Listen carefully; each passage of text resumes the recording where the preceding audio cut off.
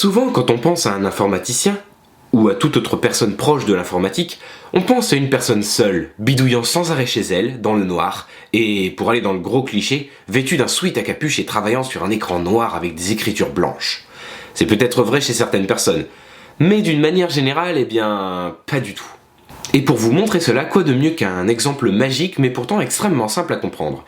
Et si on faisait parler une machine à café ? Bob, notre informaticien, est à la machine à café. Sa machine est capricieuse. Elle accepte uniquement des pièces de 10, 20 et 50 centimes. Elle donne un seul café dès qu'elle possède exactement 50 centimes et n'accepte pas plus de 50 centimes à la fois. Oui, la machine est capricieuse. Faisons le compte de son argent pendant que Bob tente de lui donner ses 50 centimes. Mettons dans des bulles l'argent que possède la machine. Au début, elle n'a rien. Bob peut lui donner 10, 20 ou 50 centimes. Si la machine possède 50 centimes, elle distribue le breuvage sacré. Mais si elle n'a pas assez d'argent, il faut continuer de lui donner des pièces. On continue avec des pièces de 10 ou de 20, parce que des pièces de 50, ça dépasserait le compte. Et au fur et à mesure des pièces données, la machine augmente son compte personnel, jusqu'à atteindre exactement les 50 centimes.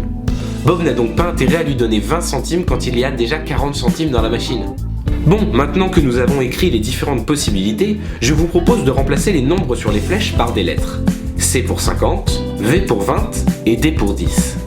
Et les petits malins auront déjà compris où je veux en venir vu que l'on veut donner un langage à la machine.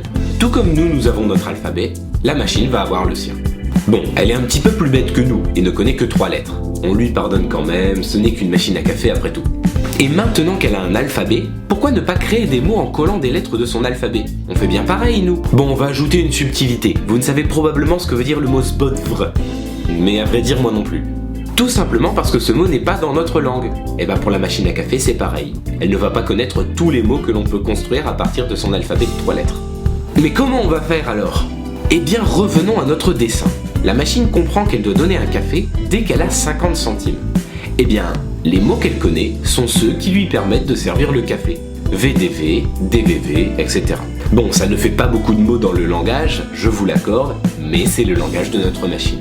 On appelle toutes ces combinaisons le langage reconnu par la machine. Et le dessin, on l'appelle l'automate représentant ce langage. Évidemment, il en existe des plus complexes, mais nous ne détaillerons pas ici. Et ces automates ne sont pas réservés uniquement aux machines à café, c'est un pan entier de l'informatique théorique. Les langages formels. Et c'est aussi ça, l'informatique. C'est partir de concepts simples comme le langage. C'est jouer avec ces concepts, en faire quelque chose de nouveau. Quelque chose qui pourra nous être utile à nous ou aux autres. C'est rendre le monde meilleur, que ce soit en bidouillant des machines ou en regardant le monde d'un autre œil. Tout ça, ensemble.